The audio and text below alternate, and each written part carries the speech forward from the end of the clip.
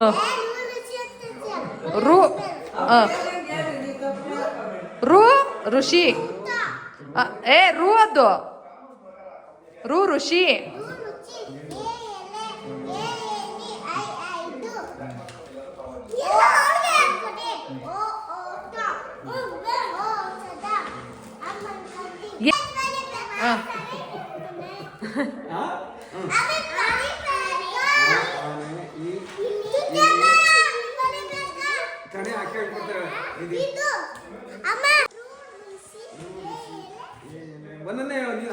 ಬೇಗ ಬೇಗ ಹೇಳ್ಬಾರ್ದು, ನಿಧಾನಕ್ಕೆ ಹೇಳ್ಕೊಡು.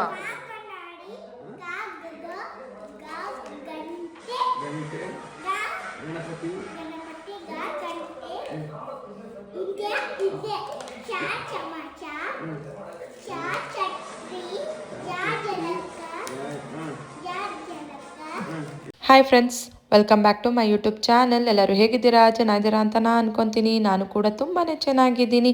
ಒಂದು ಹೊಸ ವ್ಲಾಗ್ನ ನಿಮ್ಮ ಜೊತೆ ಶೇರ್ ಮಾಡ್ತಾ ಇದ್ದೀನಿ. ಸೊ ಹಿಂದಿನ ವ್ಲಾಗಲ್ಲಿ ಹೇಳಿದ್ದೆ, ನಮ್ಮ ಮಾವ ಮಂತ್ರಾಲಯಕ್ಕೆ ಹೋಗಿದ್ರು, ನನ್ನ ಹಸ್ಬೆಂಡು ದಾಂಡೇಲಿ ಟ್ರಿಪ್ಗೆ ಹೋಗಿದ್ರು ಅಂತ. ಸೊ ನಮ್ಮ ಮಾವ ಕೂಡ ಬಂದರು. ಮಂತ್ರಾಲಯದಲ್ಲಿ ತುಂಬ ಚೆನ್ನಾಗಿ ದರ್ಶನ ಎಲ್ಲ ಆಯಿತು ಅಂತ ಹೇಳಿದರು. ನನ್ನ ಹಸ್ಬೆಂಡು ಕೂಡ ವಾಪಸ್ ಬಂದರು ದಾಂಡೇಲಿ ಟ್ರಿಪ್ ಮುಗಿಸ್ಕೊಂಡು. ಅವ್ರದ್ದು ಟ್ರಿಪ್ಪು ತುಂಬ ಚೆನ್ನಾಗಿತ್ತು ಅಂತ ಹೇಳಿದರು. ಸೊ ನಾನು ನನ್ನ ಮಕ್ಕಳಿಗೆ ಆ್ಯಸ್ ಯೂಶ್ವಲ್ ಹೋಮ್ವರ್ಕ್ನ ಮಾಡಿಸ್ತಾ ಇದ್ದೆ. ಸೊ ಆವಾಗ ನನ್ನ ಮಕ್ಕಳು ನಮ್ಮ ಮಾವಂಗೆ ಆ ಇಂದ ತನಕ ಎಲ್ಲ ಹೇಳ್ಕೊಡ್ತಾ ಇದ್ರು. ಸೊ ಅದ್ರದ್ದು ನೆಕ್ಸ್ಟ್ ಡೇ ಹನುಮ ಜಯಂತಿ ಕೂಡ ಇತ್ತು. ನಮ್ಮ ಮಾವ ಊರಿಗೆ ಹೊರಟರು. ಆ್ಯಕ್ಚುಲಿ ಹೇಳಬೇಕಂದ್ರೆ ಅವ್ರಿಗೆ ಇಲ್ಲಿರೋದಕ್ಕಿಂತ ಊರಿಗೇ ಹೋಗಬೇಕು, ಅಲ್ಲಿ ತೋಟ ಮನೆ ಎಲ್ಲ ನೋಡಬೇಕು ಅಂತ. ಅವ್ರಿಗೆ ಇಲ್ಲಿ ಟೈಮ್ ಪಾಸ್ ಆಗಲ್ಲ ಅಂತ ಹೇಳ್ತಾನೆ ಇರ್ತಾರೆ. ಊರಿಗೆ ಹೋದರೆ ನನಗೆ ಚೆನ್ನಾಗಿರುತ್ತೆ ಅಂತ ಅಂದ್ಬಿಟ್ಟು.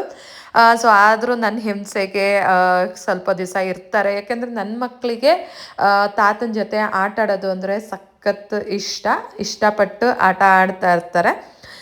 ಸೊ ಅವರು ಊರಿಗೆ ಹೋದರು. ನಾನು ಮಮ್ಮಿ ಮನೆಗೆ ಬಂದಿದ್ದೆ. ಆವಾಗ ಮಮ್ಮಿ ದೇವಸ್ಥಾನಕ್ಕೆ ಹೋಗೋಣ ಅಂತ ಹೇಳಿದರು. ಸೊ ನಮ್ಮನೆ ಹತ್ರನೇ ಆಂಜನೇಯ ಸ್ವಾಮಿ ಟೆಂಪಲ್ ಇದೆ. ಸೊ ಮಧ್ಯಾಹ್ನದತ್ತು ಹೋದರೆ ಸ್ವಲ್ಪ ರಶ್ ಎಲ್ಲ ಕಮ್ಮಿ ಇರುತ್ತೆ ಅಂತ ಆವಾಗ ಹೋಗಿದ್ದು. ಸೊ ದೇವಸ್ಥಾನ ಸ್ಟಾರ್ಟಿಂಗಿಂದನೇ ಎಷ್ಟು ಚೆನ್ನಾಗಿ ಅಲಂಕಾರ ಎಲ್ಲ ಮಾಡಿದರು. ಆಂಜನೇಯಂಗೂ ಹೂವಿನ ಅಲಂಕಾರ, ಬೆಳ್ಳಿ ಮುಖವಾಡ ಎಲ್ಲ ಹಾಕಿದರು. ತುಂಬ ಚೆನ್ನಾಗಿ ದೇವ್ರದ್ದು ದರ್ಶನ ಎಲ್ಲ ಆಯಿತು. ಸೊ ಅಲ್ಲಿ ಪ್ರಸಾದ ಕೂಡ ಕೊಡ್ತಾಯಿದ್ರು. ನಾವು ಸ್ವಲ್ಪ ಹೊತ್ತು ನಾಗರಕಟ್ಟೆ ಹತ್ರ ಕುತ್ಕೊಂಡು ಬಂದ್ವಿ. ಅಲ್ಲಿ ಫುಲ್ ಜಾತ್ರೆ ಥರ ಪುರಿ, ಕಡಲೆಪುರಿ, ಖಾರ ಎಲ್ಲ ಇಟ್ಕೊಂಡಿದ್ರು. ಮತ್ತು ಮಕ್ಕಳಿಗೆ ಆಟ ಆಡೋ ಸಾಮಾನುಗಳೆಲ್ಲ ಇತ್ತು. ಆಮೇಲೆ ಅವ್ರಿಗೂ ಕೊಡಿಸಿದ್ರು ಮಮ್ಮಿ. ಮಕ್ಕಳಂತೂ ಫುಲ್ ಖುಷಿಯಾಗಿಬಿಟ್ರು.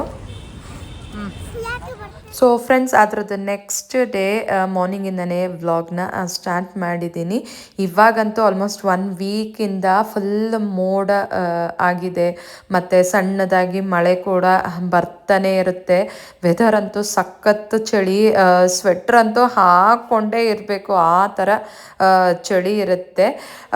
ಸೊ ಎದ್ದಳಕ್ಕಂತೂ ಮನಸ್ಸೇ ಬರೋದಿಲ್ಲ. ಬಟ್ ಮಕ್ಕಳು ಸ್ಕೂಲು, ಹಸ್ಬೆಂಡ್ಗೆ ಆಫೀಸು, ಎದ್ದಳಲೇಬೇಕು. ಸೊ ನಾನಂತೂ ಟೈಮ್ ನೋಡ್ತೀನಿ, ಹಾಗೆ ಮಲ್ಕೊಂಡೇ ಬಿಟ್ಟಿರ್ತೀನಿ. ಮತ್ತು ಎಚ್ಚರ ಆಗೇ ಹೋಗ್ಬಿಡುತ್ತೆ. ಎಷ್ಟು ಬೇಗ ಟೈಮ್ ಆಗೇ ಹೋಯ್ತಾ ಅಂತ ಅನ್ನಿಸ್ಬಿಡುತ್ತೆ.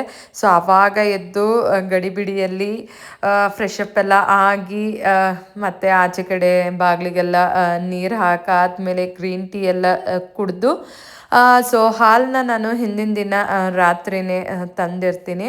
ಸೊ ನಂದಿನಿ ಪಾರ್ಲರಲ್ಲಿ ಇವಾಗ ಕಾಯಿಸ್ತಾ ಇದ್ದೀನಿ. ನಾನು ರಾತ್ರಿಯೇ ಕಾಯಿಸಿಡಲ್ಲ, ಪ್ಯಾಕೆಟ್ನೇ ಹಾಗೆ ತಂದು ಫ್ರಿಜ್ಜಿಗೆ ಇಟ್ಬಿಟ್ಟಿರ್ತೀನಿ. ಬೆಳಗ್ಗೆ ಕಾಯಿಸ್ತೀನಿ. ಸೊ ನಮ್ಮ ಅತ್ತೆ ಕಾಯಿ ತುರಿ ಖಾಲಿಯಾಗಿತ್ತು. ಸೊ ಕಾಯೆಲ್ಲ ತೊರೆದು ಇಳಿಗೆ ಮಣೆನ ಇಡ್ತಾಯಿದ್ರು. ಯಾಕೆಂದರೆ ನನ್ನ ಮಕ್ಕಳು ಓಡಿ ಬಂದುಬಿಡ್ತಾರೆ. ಸೊ ಇಳಿಗೆ ಮಣೆ ಎಲ್ಲ ಇಟ್ಟರೆ ಗೊತ್ತಾಗೋದಿಲ್ಲ ಕಾಲೇನಾರು ಇಟ್ಬಿಟ್ರೆ ಅಂತ. ಸೊ ಅದಕ್ಕೆ ಅದನ್ನು ಸೈಡಿಗೆ ಇಟ್ಬಿಡ್ತಾರೆ ತುರಿದ ತಕ್ಷಣವೇ. ಸೊ ತಿಂಡಿಗೆ ದೋಸೆ ಮಾಡೋಣ ಅಂತ. ಸೊ ದೋಸೆ ಹಿಟ್ಟು ಇತ್ತು. ನಮ್ಮನೇಲಂತೂ ದೋಸೆ ಹಿಟ್ಟು ಇದ್ದೇ ಇರುತ್ತೆ. ಯಾಕೆಂದರೆ ಮಕ್ಕಳಿಗೆ ತುಂಬಾ ಇಷ್ಟ ದೋಸೆ, ಇಡ್ಲಿ. ಅದಕ್ಕೆ ಹಿಟ್ಟಂತೂ ಇದ್ದೇ ಇರುತ್ತೆ.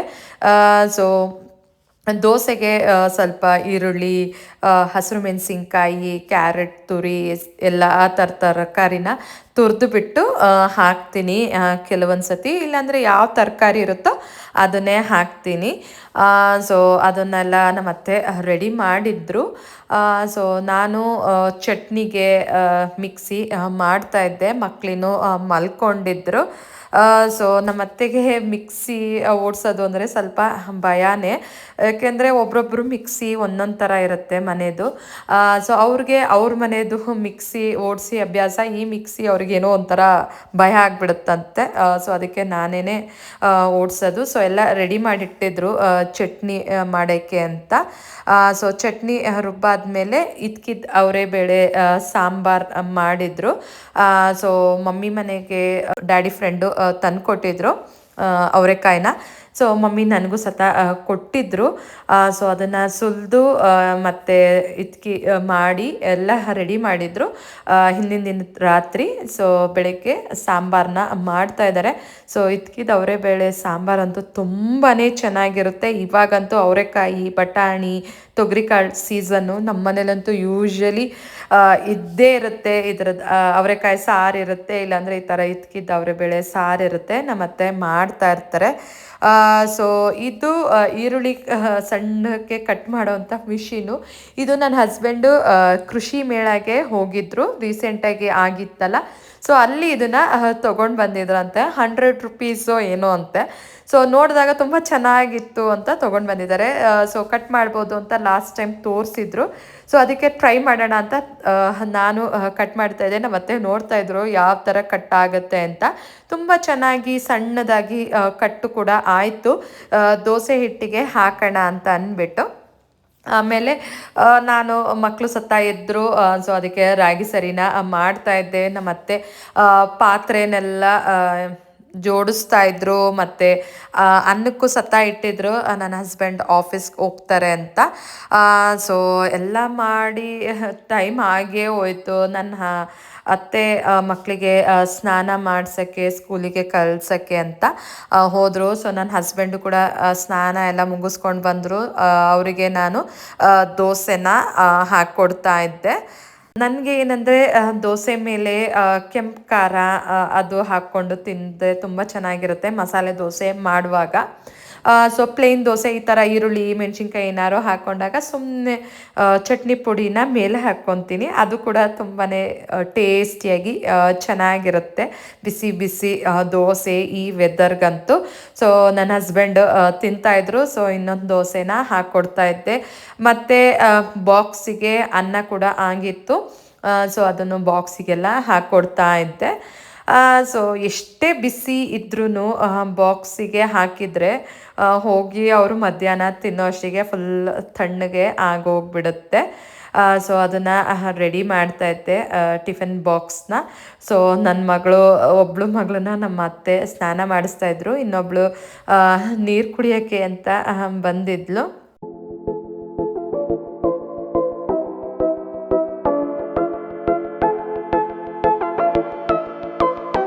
ಸೊ ಒಂದು ಬಾಕ್ಸಿಗೆ ರೈಸು, ಇನ್ನೊಂದು ಬಾಕ್ಸಿಗೆ ಸಾಂಬಾರು, ಮತ್ತು ಇನ್ನೊಂದಕ್ಕೆ ಮೊಸರನ್ನ ಕಲಸಿ ಹಾಕ್ಕೊಡ್ತೀನಿ.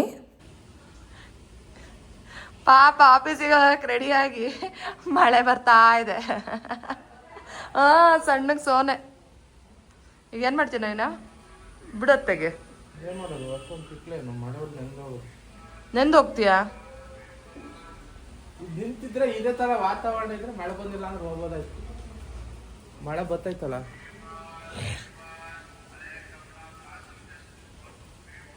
ಸೊ ಫೈನಲಿ ನನ್ನ ಹಸ್ಬೆಂಡು ಆಫೀಸ್ಗೆ ಹೋಗಲಿಲ್ಲ. ಏಕೆಂದರೆ ಸಣ್ಣದಾಗಿ ಮಳೆ ಉದುರುತ್ತಾಯಿತು. ಆಮೇಲೆ ಏನಾದ್ರು ಜೋರಾಗಿ ಮಳೆ ಮಧ್ಯ ರೋಡಲ್ಲಿ ಏನಾದ್ರು ಸಿಗಾಕ್ಕೊಂಡು ಫುಲ್ಲು ನೆಂದ್ಕೊಂಡು ಮತ್ತು ರೋಡಲ್ಲಿ ಫುಲ್ ಟ್ರಾಫಿಕ್ ಜಾಮ್ ಆಗಿಬಿಡುತ್ತೆ ಮಳೆ ಏನಾದ್ರು ಬಂದರೆ.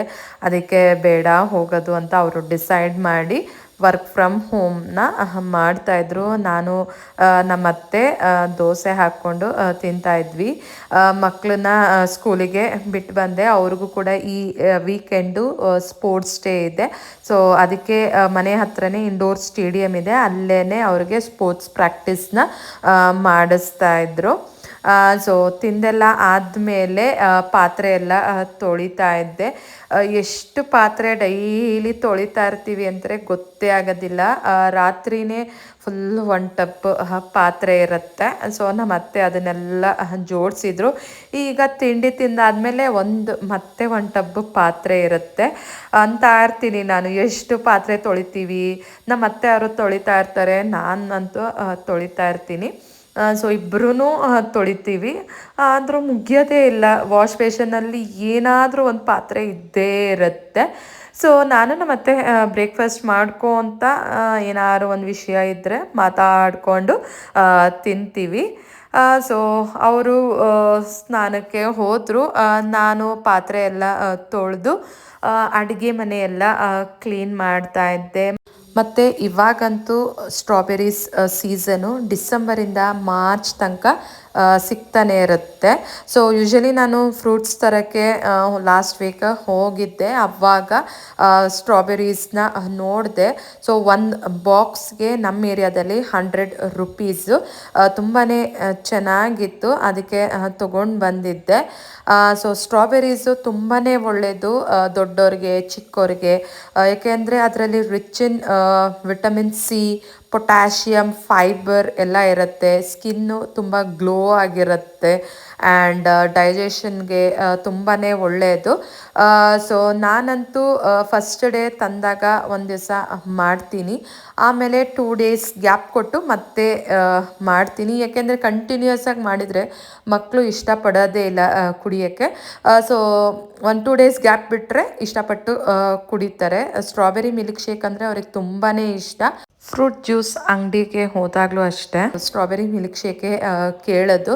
ಅದೊಂಥರ ಡಿಫ್ರೆಂಟ್ ಟೇಸ್ಟ್ ಇರುತ್ತೆ ಅಂತ. ಸೊ ಅದಕ್ಕೆ ಹಾಲು ಹಾಕಿ ಸಕ್ಕರೆ ಹಾಕಿ ಮಿಕ್ಸಿ ಮಾಡಿದಾಗ ಆ ಕಲರ್ ಬರುತ್ತಲ್ಲ, pastel shades, light pink colour, ಅದು ನೋಡೋಕ್ಕೆ ಒಂಥರ ಚೆನ್ನಾಗಿ ಅನಿಸುತ್ತೆ. ಸೊ ಮಿಕ್ಸಿ ಮಾಡಿ ಸ್ವಲ್ಪ ಹೊತ್ತು ಫ್ರಿಜ್ಜಿಗಿಟ್ಟು ಆಮೇಲೆ ಅದನ್ನು ಕುಡಿದ್ರೆ ಸಖತ್ ಟೇಸ್ಟಿಯಾಗಿರುತ್ತೆ. ಬಟ್ ಇವಾಗ ಸೀಸನ್ ಫುಲ್ಲು ಮೋಡಾಗಿದೆ, ಚಳಿ ಕೂಡ ಇರುತ್ತೆ. ಸೊ ಫ್ರಿಜ್ಜಲ್ಲಿ ಅವಾಯ್ಡ್ ಮಾಡಿ ಹಾಗೇ ಇಟ್ಟರು ಚೆನ್ನಾಗಿರುತ್ತೆ ಕುಡಿಬೇಕಾದಾಗ. ಆ್ಯಂಡ್ ಸೋಸ್ತೀನಿ ಕೂಡ, ಯಾಕೆಂದರೆ ಅದರಲ್ಲಿ ಸಣ್ಣ ಸಣ್ಣ ಬೀಜ ಇರುತ್ತೆ. ನನ್ನ ಮಕ್ಕಳು ಬೀಜ ಇದ್ದರೆ ಬೇಡವೇ ಬೇಡ ಅಂದ್ಬಿಡ್ತಾರೆ. ಅದಕ್ಕೆ ಸೋಸಿ ರೆಡಿ ಮಾಡಿ ಇಟ್ಟಿದ್ದೆ ಅವ್ರು ಬಂದ ತಕ್ಷಣ ಕುಡ್ಸೋಕ್ಕೆ ಅಂತ. ಆ್ಯಂಡ್ ಮಧ್ಯಾಹ್ನ ನಮ್ಮತ್ತೆ ಮುದ್ದೆನ ಮಾಡ್ತಾಯಿದ್ರು, ಚಿಲ್ಕೋರೆ ಬೇಳೆ ಸಾರಿಗೆ ಅಥವಾ ಇದ್ಕಿದ ಬೇಳೆ ಸಾಂಬಾರಿಗೆ. ಅದ್ರ ಜೊತೆಗೆ ಕಾಳು ಹಪ್ಳ. ಇದು ಟಿಪ್ಟೂರ್, ಅರಸೀಕೆರೆ, ತುಮಕೂರು ಸೈಡ್ ತುಂಬಾ ಚೆನ್ನಾಗಿ ಮಾಡ್ತಾ ಇರ್ತಾರೆ ಕಾಳು ಹಪ್ಳ. ಸೊ ಮುದ್ದೆ ಸೂಪರ್ ಕಾಂಬಿನೇಷನ್ ಅಂತ ಹೇಳ್ಬೋದು.